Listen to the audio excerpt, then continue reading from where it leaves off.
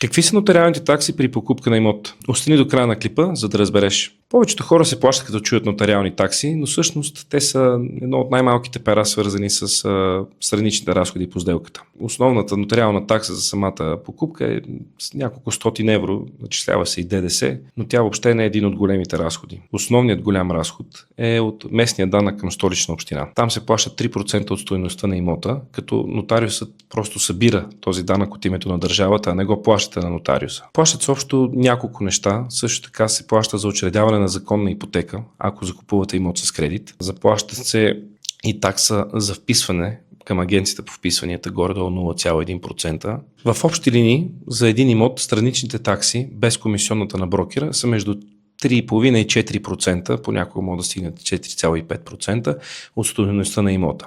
Затова заедно с комисионната на брокера, аз винаги казвам на моите клиенти да предвиждат между 7 и 8% за странични такси по придобиването на имота. Пазарно установено е в България, че купувачът поема разходите за прехвърляне при нотариус. Планираш покупка?